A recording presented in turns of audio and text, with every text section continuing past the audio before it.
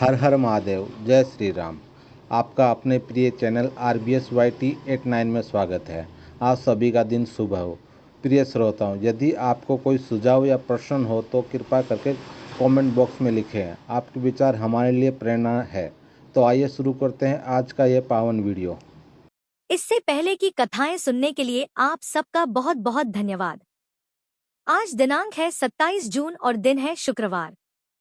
आज आषाढ़ शुक्ल पक्ष का दूसरा दिन और आषाढ़ मास का 16वां दिन है। द्वितीया तिथि आज सुबह 11:19 तक रहेगी और बाद में तृतीया तिथि प्रारंभ हो जाएगी। और आज पुनर्वसु नक्षत्र सुबह 7:22 तक रहेगा। बाद में पुष्य नक्षत्र प्रारंभ हो जाएगा। इसके अलावा आज ब्रह्मा मुहूर्त सुबह 4:11 से 4:59 तक रहेगा। राहु काल सुबह 10:30 से दोपहर 12 बजे तक रहेगा। प्रिय श्रोताओं, कथा उस स्रोत से जोड़ती है जहां हर उत्तर मौन में छुपा होता है और आज हम उस मौन से मिलने जा रहे हैं। आज की प्रार्थना है, हे परमात्मा, हमारी इच्छाओं को सीमित कर दीजिए और हमारी संतुष्टि की क्षमता को अनंत कर दीजिए। अब सुनिए कल से आगे का अध्याय। इन अध्यायों को सुनते समय आपने एक शब्द सुना होगा, पुरोडाश। पुरोडाश का अर्थ होता है खीर जो देवताओं के लिए बनाई जाती है। शुक्ल तीर्थ मनुष्यों को सभी प्रकार की सिद्धि प्रदान करने वाला है। उसके स्मरण मात्र से संपूर्ण अभीष्ट वस्तुओं की प्राप्ति होती है। भरद्वाज नाम से विख्यात एक बड़े धर्मात्मा मुनि थे। उनकी पत्नी का नाम पैठनसी था। वह पतिव्रत धर्म का पालन करते हुए अपने पति के साथ गौतमी के तट पर निवास करती थी। एक बार मुनि ने अग्नि और सोम देवताओं के लिए तथा इंद्र और अग्नि देवताओं के लिए पुरोडाश अर्थात खीर बनाया। पुरोडाश जब पक रहा था तब उसके धुएं से एक पुरुष प्रकट हुआ जो तीनों लोगों को भयभीत करने वाला था। उसने पुरोडाश खा लिया, जिसे देखकर मुनि ने बड़ा क्रोध करते हुए कहा कि रे, तू कौन है जो मेरा यज्ञ नष्ट कर रहा है? ऋषि की बात सुनकर राक्षस ने उत्तर दिया, मेरा नाम हव्य है और मैं संध्या का पुत्र हूँ। प्राचीन महर्षि का ज्येष्ठ पुत्र मैं ही हूँ। ब्रह्मा जी ने मुझे वरदान दिया है कि तुम सुखपूर्वक यज्ञों का भक्षण करो। मेरा छोटा भाई कली भी बलवान और अत्यंत भीषण है। मैं काला, मेरे पिता काले, मेरी माँ काली और मेरा छोटा भाई भी काला ही है। मैं कृतांत बनकर यज्ञ का नाश और यूप का छेदन करूंगा। जिसे सुनकर भारद्वाज मुनि कहने लगे, तुम मेरे यज्ञ की रक्षा करो क्योंकि यह प्रिय और सनातन धर्म है। मैं जानता हूँ तुम यज्ञ का नाश करने वाले हो, तो भी मेरा अनुरोध है कि तुम ब्राह्मणों सहित मेरे यज्ञ की रक्षा करो। यज्ञघन ने सुना तो कहने लगा कि हे भारद्वाज, तुम संक्षेप में मेरी बात सुनो। पूर्वकाल में देवताओं और दानवों के समीप श्री ब्रह्मा जी ने मुझे श्राप दिया। उस समय मैंने लोक पितामह ब्रह्मा जी को प्रार्थना करके प्रसन्न कर लिया। तब उन्होंने कहा, जब श्रेष्ठ मुनि तुम्हारे ऊपर अमृत का छींटा दे तब तुम इस श्राप से मुक्त हो जाओगे। इसके सिवा और कोई दूसरा उपाय नहीं है। हे ब्राह्मण, अब आप जब ऐसा ही करेंगे तब आपकी जो जो इच्छा होगी वह सब पूर्ण हो जाएगी और यह बात कभी भी मिथ्या नहीं हो सकती। यज्ञ की बात सुनकर भारद्वाज जी ने कहा कि महामते, तुम मेरे सखा हो, अतः जिस उपाय से यज्ञ की रक्षा हो वह बताओ, मैं उसे अवश्य करूंगा। देवताओं और दैत्यों ने एकत्रित होकर कभी क्षीर समुद्र का मंथन किया था। उस समय बड़े कष्ट से उन्हें अमृत मिला। अब वही अमृत मुझे कैसे सुलभ हो? यह अगर तुम प्रेमवश प्रसन्न हो तो जो सुलभ वस्तु हो वही मांगो। ऋषि की यह बात सुनकर राक्षस ने बड़ी प्रसन्नता के साथ कहा, गौतमी गंगा का जल अमृत है, स्वर्ण अमृत कहलाता है। गाय का घी भी अमृत है और सोम को भी अमृत ही माना जाता है। इन सब के द्वारा मेरा अभिषेक करो, अथवा गंगा का जल, घी और स्वर्ण, इन तीनों वस्तुओं से ही अभिषेक करो। सबसे उत्कृष्ट एक दिव्य अमृत है, वह है गौतमी गंगा का जल। यह सुनकर भारद्वाज मुनि को बड़ा संतोष हुआ। उन्होंने बड़े आदर के साथ गंगा का अमृतमय जल हाथ में लिया और उससे राक्षस का अभिषेक किया, जिससे वह महाबली राक्षस शुक्ल वर्ण का होकर प्रकट हुआ, जो पहले तो काला था अब वह क्षण भर में ही गोरा हो गया। प्रतापी भारद्वाज ने यज्ञ समाप्त करके ऋत्वजों को विदा किया, जिसके बाद राक्षस ने पुनः भारद्वाज से कहा, हे मुनि, अब मैं भी जाता हूँ। तुमने मुझे गौर वर्ण का कर दिया। तुम्हारे इस तीर्थ में जो लोग भी स्नान, दान और पूजन आदि करेंगे, उन सभी को अभीष्ट फलों की सिद्धि होगी। इसके स्मरण मात्र से सभी पाप नष्ट हो जाए। तब से वह शुक्ल तीर्थ के नाम से विख्यात हुआ। दंडकारण्य में गौतमी गंगा के तट पर वह तीर्थ स्वर्ग का खुला हुआ दरवाजा है। वहां गंगा जी के दोनों तटों पर 7,000 तीर्थ हैं, जो सभी प्रकार की सिद्धि देने वाले हैं। श्री विष्णु तीर्थ के नाम से जो विख्यात तीर्थ है, उसका वृतांत भी सुनो। मुद्गल के पुत्र मौद्गल्य एक प्रसिद्ध महर्षि थे, जिनकी पत्नी का नाम जाबाला था। वह उत्तम पुत्रों की जननी थी। मौद्गल्य के पिता मुद्गल ऋषि भी संपूर्ण विश्व में विख्यात थे। उनकी पत्नी भागीरथी के नाम से प्रसिद्ध थी। मौद्गल्य ऋषि प्रातः काल ही गंगा स्नान करते, यह उनका नित्य कर्म था। गंगा के तट पर कुश, मिट्टी और शमी के फूलों से वे प्रतिदिन भगवान का पूजन करते। गुरु के बताए हुए मार्ग से अपने हृदय कमल के भीतर वे प्रतिदिन भगवान विष्णु का आह्वान करते थे। उनके आह्वान करते ही शंख चक्र और गदाधारी लक्ष्मीपति जगन्नाथ गरुड़ पर आरूढ़ होकर तुरंत वहां आते थे। फिर मौद्गल्य ऋषि द्वारा यत्नपूर्वक पूजित होने पर वे कुछ समय तक उन्हें विचित्र विचित्र कथाएं सुनाया करते।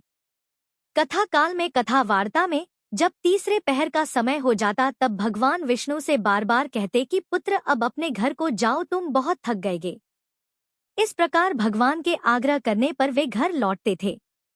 उनके जाने पर भगवान देवताओं के साथ अपने धाम को लौट जाते थे। मौद्गल्य भी प्रतिदिन कुछ लेकर अपने घर जाया करते थे और पत्नी को अपना उपार्जित धन देते थे। मौद्गल्य की पत्नी जाबाला बड़ी पतिव्रता थी।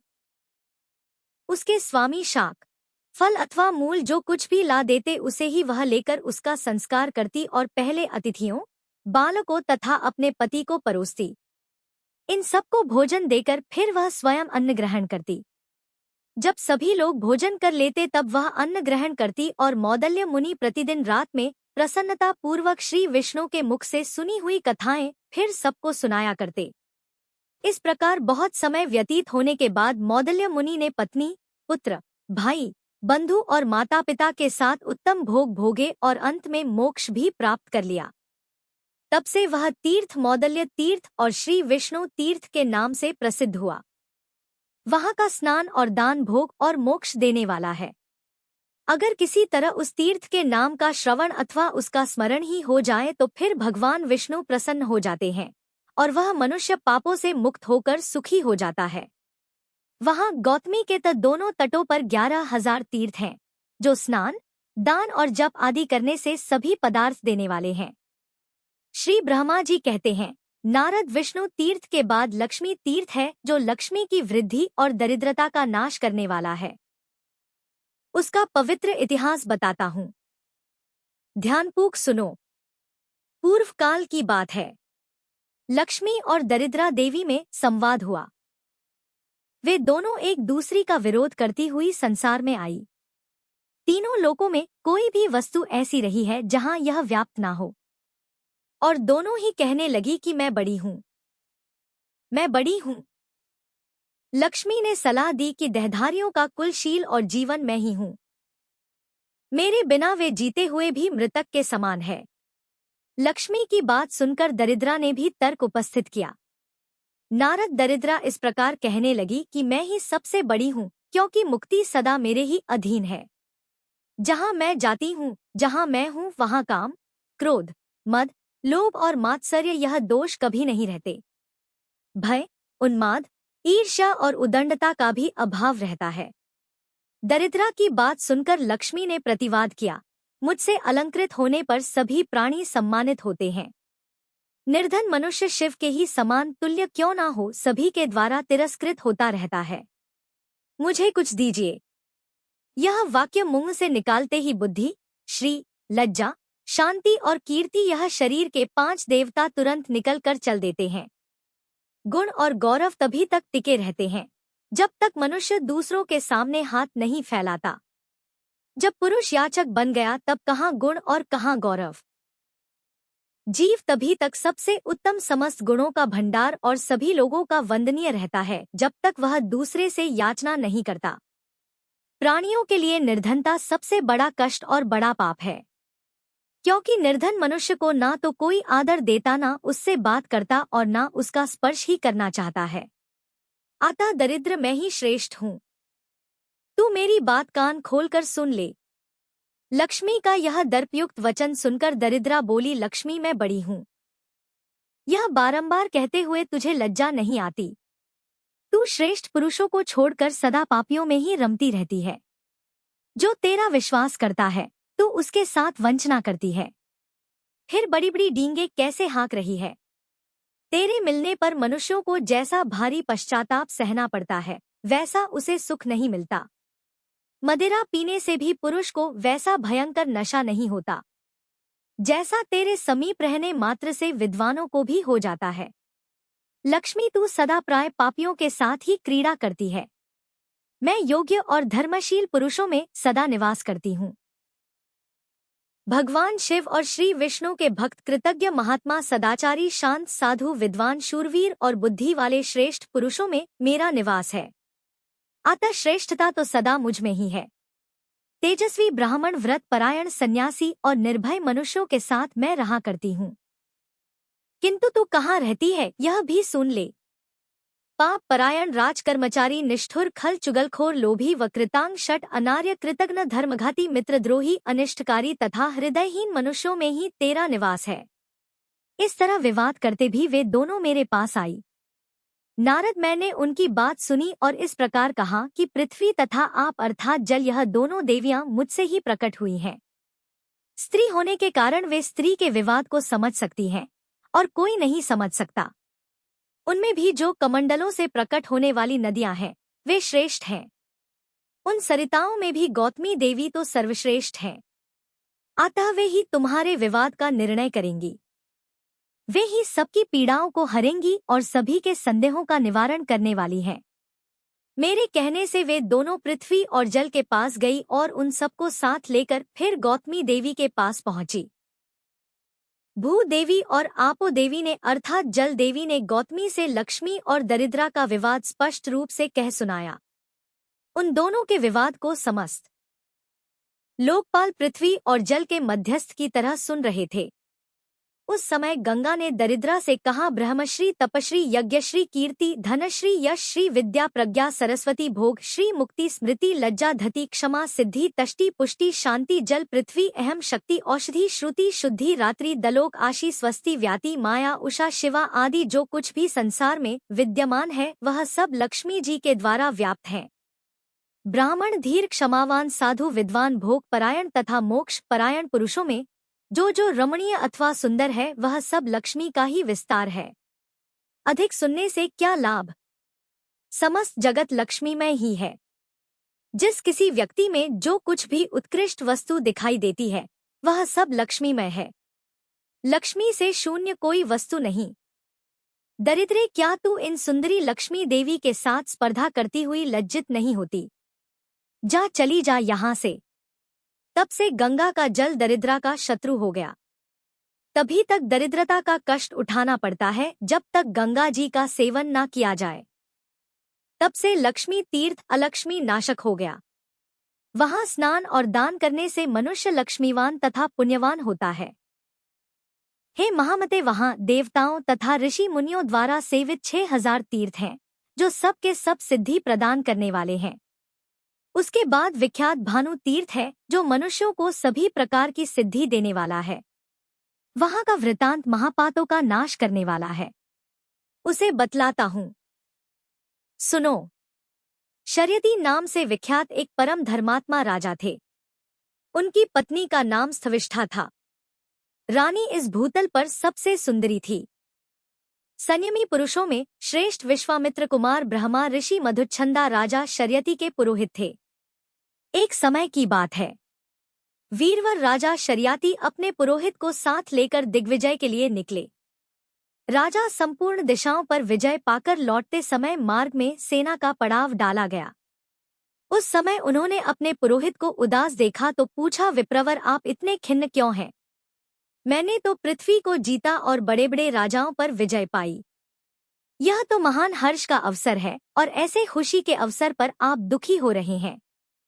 सच सच बताइए क्या कारण है? तब मधुचंदा ने राजा को संबोधित करके कहा कि राजन, जब एक पहर दिन रहेगा तब हम लोग यात्रा करेंगे। इसी में रात आदि बीत जाएगी।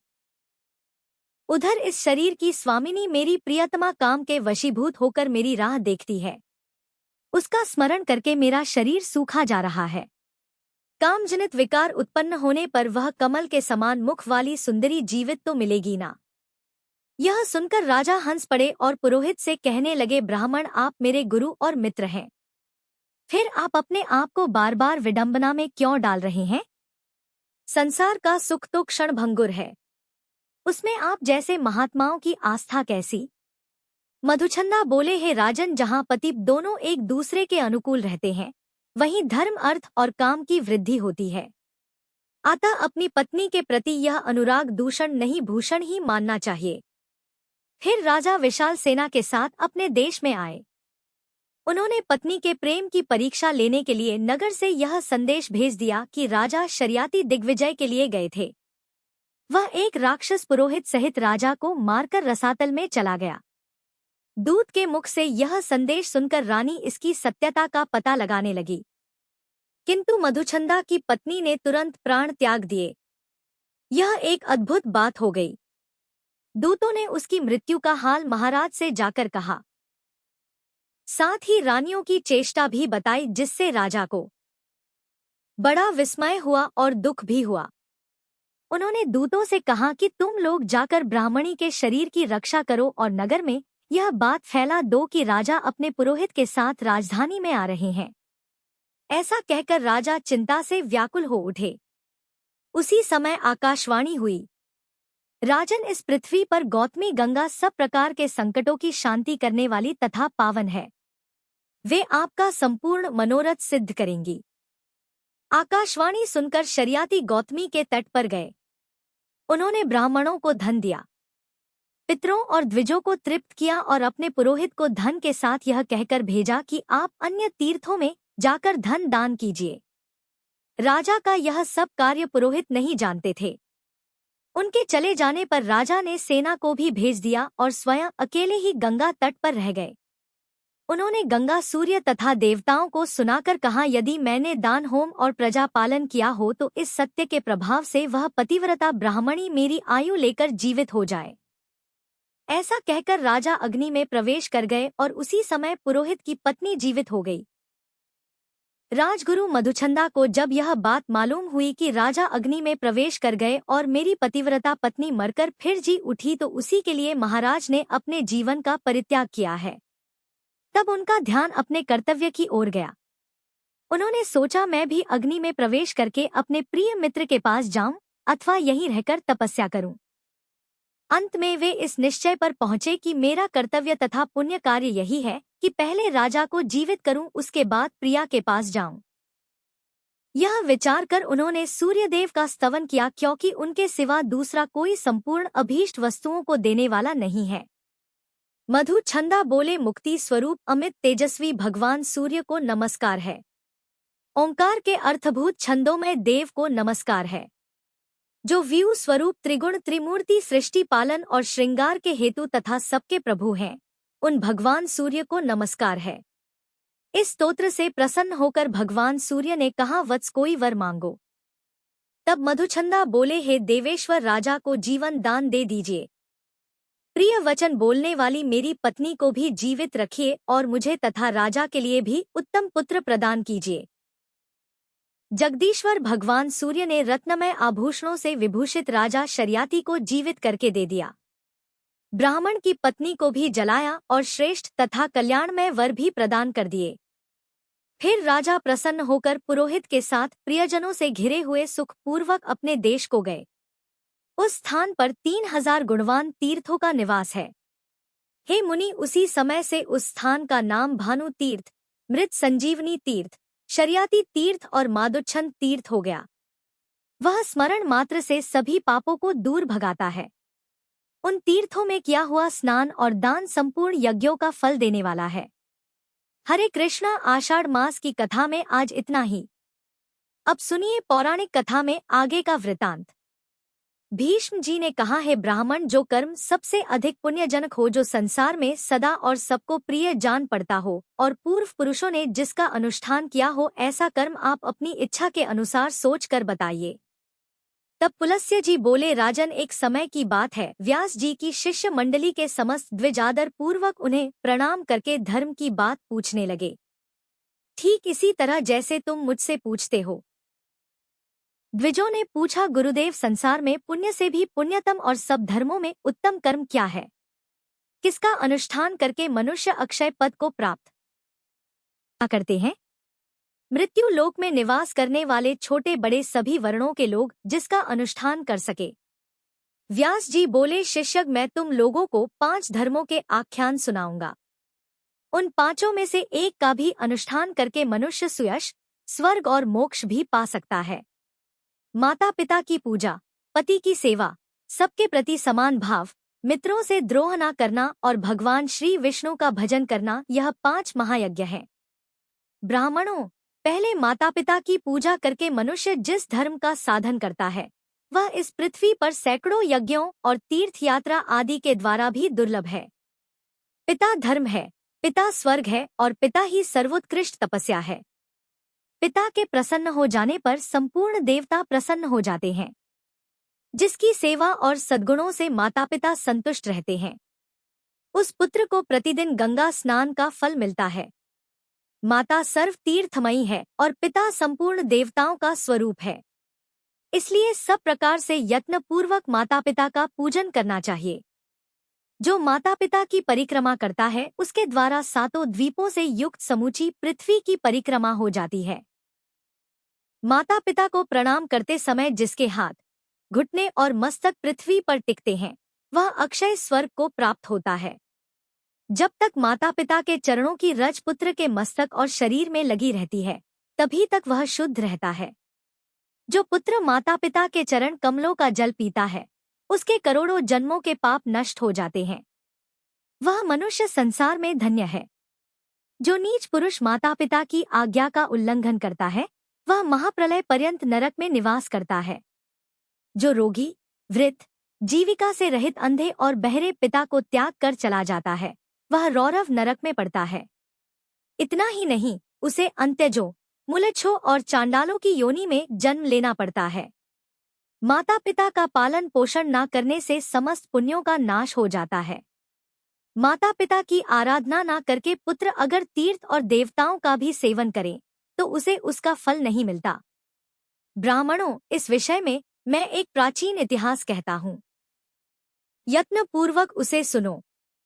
इसका श्रवण करके भूतल पर फिर कभी तुम्हें मोह नहीं व्यापेगा। पूर्व समय की बात है, नरोत्तम नाम से प्रसिद्ध एक ब्राह्मण था। वो अपने माता पिता का अनादर करके तीर्थ दर्शन के लिए चल पड़ा। सब तीर्थों में घूमते हुए उस ब्राह्मण के वस्त्र प्रतिदिन आकाश में ही सूखा करते थे। इससे उसके मन में बड़ा भारी अहंकार हो गया। वह समझने लगा कि मेरे समान पुण्यात्मा और महायशस्वी दूसरा कोई नहीं है। एक दिन वह मुख ऊपर की ओर करके यही बात कह रहा था। इतने में ही एक बगुले ने उसके मुंह पर बीट कर दी। तब ब्राह्मण ने क्रोध में आकर उसे श्राप दे दिया। बेचारा बगुला राख की ढेरी होकर धरती पर गिर पड़ा। बगुले की मृत्यु होते ही नरोत्तम के भीतर महामोह ने प्रवेश कर लिया। उसी पाप से ब्राह्मण का वस्त्र अब आकाश में नहीं ठहरता था। यह जानकर उसे बड़ा दुख हुआ। इसके बाद आकाशवाणी हुई और आकाशवाणी ने कहा, ब्राह्मण, तुम परम धर्मात्मा मूक चांडाल के पास जाओ। वहां जाने से तुम्हें धर्म का ज्ञान होगा। उसका वचन ही तुम्हारे लिए कल्याणकारी होगा। यह आकाशवाणी सुनकर ब्राह्मण मूक चांडाल के घर गया। वहां जाकर उसने देखा कि वह चांडाल तो सब प्रकार से अपने माता पिता की सेवा में लगा हुआ है। जाड़े के दिनों में वह अपने माँ बाप को स्नान के लिए गर्म जल देता, उनके शरीर में तेल मलता, तापने के लिए अंगीठी जलाता। भोजन के बाद पान खिलाता और रुईदार कपड़े पहनने को दिया करता। हर दिन वह अच्छे अच्छे व्यंजन खाने को परोसता और वसंत ऋतु में महुए की सुगंधित माला पहनाता था। इनके सिवा और भी जो उपभोग सामग्रियां प्राप्त होती उन्हें वह देता और तरह तरह की आवश्यकताएं भी पूरा किया करता था। गर्मी के मौसम में प्रतिदिन माता पिता को पंखा जलता था। इस प्रकार नित्य प्रति उनकी परिचर्या, उनकी सेवा करके ही फिर वह भोजन किया करता था। माता पिता की थकावट और कष्ट को दूर करना उसका सदा का नियम था। इन पुण्य कर्मों के कारण चांडाल का घर बिना किसी आधार और खंभे के ही आकाश में स्थित था। उसके अंदर त्रिभुवन के स्वामी भगवान श्री हरि मनोहर ब्राह्मण का रूप धारण करे नित्य क्रीड़ा करते थे। वे सत्य स्वरूप परमात्मा अपने महान सत्वमय तेजस्वी विग्रह से उस चांडाल मंदिर की शोभा बढ़ाते थे। यह सब देखकर ब्राह्मण को बड़ा आश्चर्य हुआ। उसने मूक चांडाल से कहा कि तुम मेरे पास आओ, मैं तुमसे संपूर्ण लोकों के सनातन हित की बात पूछता हूँ, उसे ठीक ठीक बताओ। मूक चांडाल बोला, विप्र, इस समय मैं तो अपने माता पिता की सेवा कर रहा हूँ, आपके पास मैं भला कैसे आऊं? इनकी पूजा करके आपकी आवश्यकता मैं पूरा करूंगा। तब तक आप मेरे दरवाजे पर ही रुकिए, मैं आपका अतिथि सत्कार करूंगा। चांडाल के ऐसा कहते ही ब्राह्मण देवता तो आग बबूला हो गए और कहने लगे, मुझ ब्राह्मण की सेवा छोड़कर तुम्हारे लिए कौन सा बड़ा कार्य हो सकता है? चांडाल बोला, बाबा क्यों व्यर्थ क्रोध करते हो? मैं बगुला नहीं हूँ। इस समय आपका क्रोध बगले पर ही सफल हो सकता है, किसी दूसरे पर नहीं। अब आपकी धोती ना तो आकाश में सूखती है और ना ठहर ही पाती है, इसलिए आकाशवाणी सुनकर ही आप मेरे घर पर आए हैं। थोड़ी देर ठहरिए तो मैं आपके प्रश्न का उत्तर भी दूंगा, नहीं तो पतिव्रता स्त्री के पास जाइए। हे ब्राह्मण, पतिव्रता स्त्री का दर्शन करने पर ही आपका अभीष्ट सिद्ध होगा। व्यास जी कहते हैं, इसके बाद चांडाल के घर से ब्राह्मण रूपधारी भगवान श्री विष्णु ने निकलकर उस ब्राह्मण से कहा, चलो मैं पतिव्रता देवी के घर चलता हूँ। द्विज श्रेष्ठ नरोत्तम कुछ सोचकर उनके साथ चल दिया। उनके मन में बड़ा आश्चर्य हो रहा था। उसने रास्ते में भगवान से पूछा कि विप्रवर, आप इस चांडाल के घर में जहाँ स्त्रियां रहती हैं किसके लिए निवास करते हैं? ब्राह्मण रूपधारी भगवान कहने लगे, विप्रवर, इस समय तुम्हारा हृदय शुद्ध नहीं है। पहले पतिव्रता आदि का दर्शन करो, इसके बाद मुझे ठीक ठीक जान सकोगे। ब्राह्मण ने पूछा, तात पतिव्रता कौन है? उसका शास्त्र ज्ञान कितना बड़ा है, जिस कारण मैं उसके पास जा रहा हूँ वह भी मुझे बताइए। श्री भगवान बोले, ब्राह्मण, नदियों में गंगा जी, स्त्रियों में पतिव्रता और देवताओं में भगवान श्री विष्णु श्रेष्ठ हैं। जो पतिव्रता स्त्री प्रतिदिन अपने पति के हित साधन में कल्याण में लगी रहती है, वो अपने पितृकुल और पति कुल दोनों कुलों की 100 से 100 पीढ़ियों का उद्धार कर देती है। ब्राह्मण ने पूछा, द्वश्रेष्ठ, कौन स्त्री पतिव्रता होती है? पतिव्रता का क्या लक्षण है? मैं जिस प्रकार इस बात को ठीक ठीक समझ सकूं उस प्रकार उपदेश कीजिए। श्री भगवान बोले, जो स्त्री पुत्र की अपेक्षा 100 गुने स्नेह से पति की आराधना करती है, राजा के समान उसका भय मानती है और पति को भगवान का स्वरूप समझती है, वह पतिव्रता है। जो घर का कार्य करने में, दासी रमण काल में, वेश्या और भोजन के समय माता के समान आचरण करती है और जो विपत्ति में अपने पति को नेक सलाह देकर मंत्री का काम करती है, वो स्त्री पतिव्रता मानी गई है। जो मन, वाणी, शरीर और क्रिया द्वारा कभी पति की आज्ञा का उल्लंघन नहीं करती और हमेशा पति के भोजन कर लेने पर ही भोजन करती है, उस स्त्री को पतिव्रता समझना चाहिए। जिस शैया पर पति शयन करते हैं, वहाँ वह प्रतिदिन यत्नपूर्वक उनकी पूजा करती है। पति के प्रति कभी जिसके मन में डाह नहीं पैदा होता, कृपणता नहीं आती और जो मान भी नहीं करती पति की ओर से आदर मिले या अनादर दोनों में जिसकी समान बुद्धि रहती है, ऐसी स्त्री को पतिव्रता कहते हैं। जो साध्वी स्त्री सुंदर वेशधारी पर पुरुष को देखकर उसे भाई, पिता अथवा पुत्र मानती है, वह भी पतिव्रता है। द्वश्रेष्ठ, तुम उस पतिव्रता के पास जाओ और उसे अपना मनोरथ कह सुनाओ। उसका नाम शुभा है, वह रूपवती युवती है, उसके हृदय में दया भरी है, वह बड़ी यशवनी है, उसके पास जाकर तुम अपने हित की बात पूछो। व्यास जी कहते हैं, ऐसा कहकर भगवान वहीं अंतर्ध्य हो गए। उन्हें अदृश्य होते देख ब्राह्मण को बड़ा आश्चर्य हुआ। फिर उसने पतिव्रता के घर जाकर उसके विषय में पूछा। अतिथि की बोली सुनकर पतिव्रता स्त्री बड़ी तेजी से घर से निकली और ब्राह्मण को आया देखकर दरवाजे पर खड़ी हो गई। ब्राह्मण ने उसे देखकर प्रसन्नतापूर्वक उससे कहा, देवी, तुमने जैसा देखा और जैसा समझा है उसके अनुसार स्वयं ही सोचकर मेरे लिए प्रेय और मेरे कल्याण की बात बताओ। तब वह पतिव्रता बोली, ब्राह्मण, इस समय मुझे पतिदेव की पूजा करनी है, इसलिए मेरे पास समय नहीं है। आपका कार्य मैं बाद में करूंगी। इस समय आप मेरा आतिथ्य ग्रहण कीजिए। ब्राह्मण बोला, कल्याणी, मेरे शरीर में इस समय भूख, प्यास और थकावट बिल्कुल भी नहीं है। मुझे अभीष्ट बताओ, नहीं तो मैं तुम्हें श्राप दे दूंगा। तब उस पतिव्रता ने भी कहा, दशश्रेष्ठ, मैं बगुला नहीं हूँ। आप धर्म तुलाधार के पास जाइए और उन्हीं से अपने हित की बात पूछिए। ऐसा कहकर वह महाभागा पतिव्रता घर के अंदर चली गई। तब ब्राह्मण ने चांडाल के घर की तरह वहां भी विप्र रूपधारी भगवान को उपस्थित देखा। उन्हें देखकर वह बड़े आश्चर्य में पड़ा और कुछ सोच विचार कर उनके पास गया। घर में जाने पर उसे हर्ष में भरे हुए ब्राह्मण और उस पतिव्रता के भी दर्शन हुए। उन्हें देखकर नरोत्तम ब्राह्मण ने कहा, तात देशांतर में जो घटना घटी थी उसे इस पतिव्रता देवी ने भी बता दिया और चांडाल ने तो बताया ही था।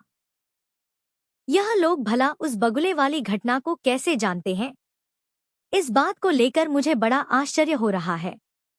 इससे बढ़कर महान आश्चर्य और क्या हो सकता है? श्री भगवान कहने लगे, तात महात्मा पुरुष अत्यंत पुण्य और सदाचार के बल पर सबका कारण जान लेते हैं, जिससे तुम्हें आश्चर्य हुआ है। मुनि, बताओ, इस समय उस पतिव्रता ने तुमसे क्या कहा? ब्राह्मण ने कहा, वह तो मुझे धर्म तुलाधार से प्रश्न करने के लिए उपदेश देती है। श्री भगवान बोले, मुनि श्रेष्ठ, आओ मैं उसके पास चलता हूँ। ऐसा कहकर जब भगवान चलने लगे तब ब्राह्मण ने पूछा कि तुलाधार कहाँ रहता है? श्री भगवान ने कहा, जहाँ मनुष्यों की भीड़ एकत्रित है और जहाँ तरह तरह के द्रव्यों की बिक्री हो रही है, उस बाजार में तुलाधार वैश्य इधर उधर अपना सामान खरीदता और बेचता है। उसने कभी मन, वाणी या क्रिया द्वारा किसी का कुछ नहीं बिगाड़ा, असत्य नहीं बोला और दुष्टता नहीं की। वह सब लोगों के हित में तत्पर रहता है। सब प्राणियों में समान भाव रखता और भेले, पत्थर और स्वर्ण को एक समान समझता है। लोग जौ, नमक, तेल, घी, अनाज की ढेरियां और अन्य इकट्ठी करी हुई वस्तुएं उसकी जबान पर ही लेते देते हैं। वह प्राणांत उपस्थित होने पर भी सत्य छोड़कर कभी झूठ नहीं बोलता। इसी से वह धर्म तुलाधार कहलाता है। श्री भगवान के ऐसा कहने पर ब्राह्मण ने नाना प्रकार के द्रव्यों को बेचते हुए तुलाधार को देखा। वह बिक्री के वस्तुओं के संबंध में बातें कर रहा था।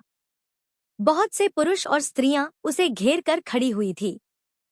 ब्राह्मण को सामने देखकर उस तुलाधार ने बहुत ही मधुर वाणी में पूछा, ब्राह्मण, यहाँ कैसे पधारना हुआ? ब्राह्मण ने कहा, मुझे धर्म का उपदेश करो, मैं इसीलिए तुम्हारे पास आया हूँ। तुलाधार बोला, विप्रवर, जब तक लोग मेरे पास रहेंगे तब तक मैं निश्चिंत नहीं हो सकूंगा। पहर भर रात तक यही हालात रहेंगे।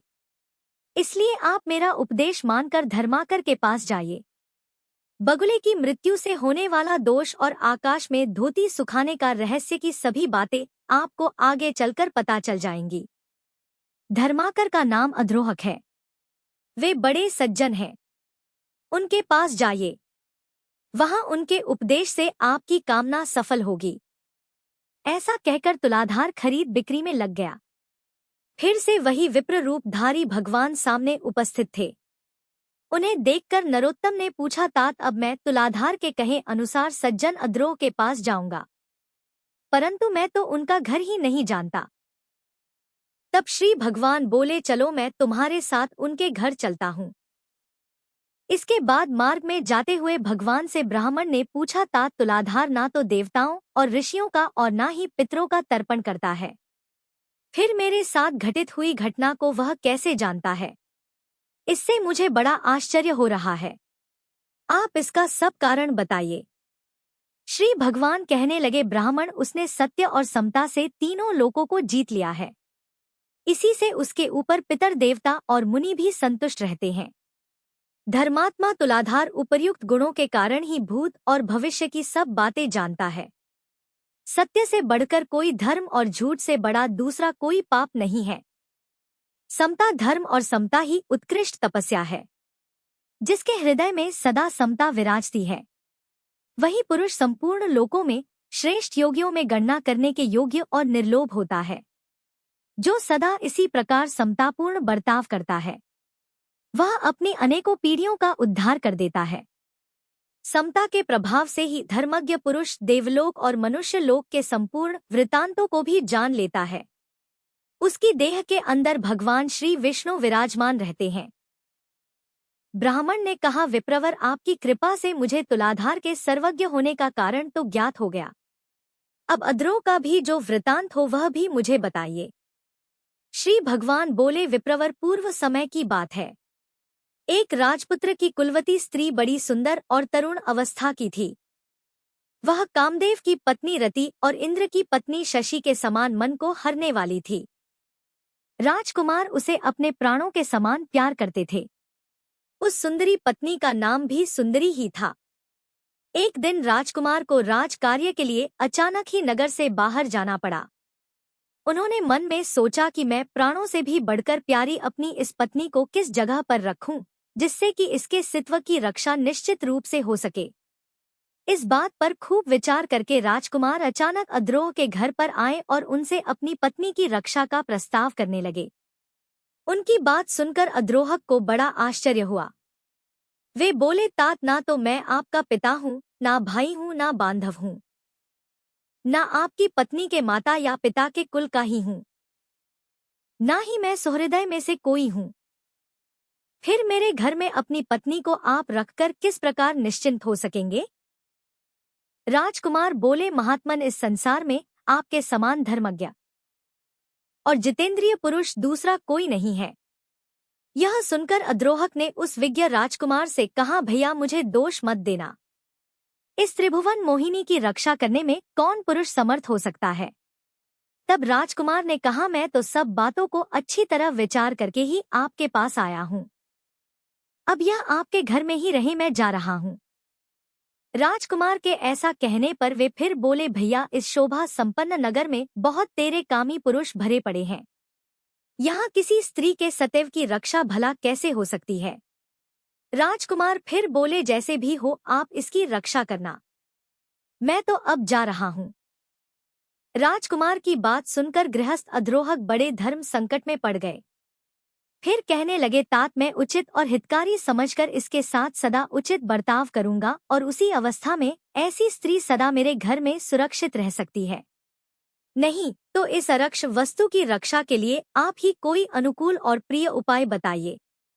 इसे मेरे बिस्तर पर मेरे एक और मेरी पत्नी के साथ ही शयन करना होगा। फिर भी अगर आप इसे अपनी वल्लभा समझे तब तो यह रह सकती है, नहीं तो यहाँ से चली जाए। यह बात सुनकर राजकुमार एक क्षण तक तो चुप रहे। फिर कहने लगे, तात, मुझे आपकी बात स्वीकार है। आपको जो अनुकूल जान पड़े वही कीजिए। ऐसा कहकर राजकुमार अपनी पत्नी से बोले, सुंदरी, तुम इनके कहे अनुसार सब काम करना, तुम पर कोई दोष नहीं आएगा, इसके लिए मेरी आज्ञा है। ऐसा कहकर वे अपने पिता महाराज के आदेश से जहां उन्हें जाना था चले गए। इसके बाद रात में अद्रोहक ने जैसा कहा था वैसा ही किया। वे धर्मात्मा नित्य प्रति दोनों स्त्रियों के बीच में सोया करते थे। फिर भी वे अपनी और पराई स्त्री के विषय में कभी धर्म से विचलित नहीं होते थे। अपनी पत्नी के स्पर्श से ही उनके मन में कामोपभोग की इच्छा होती थी।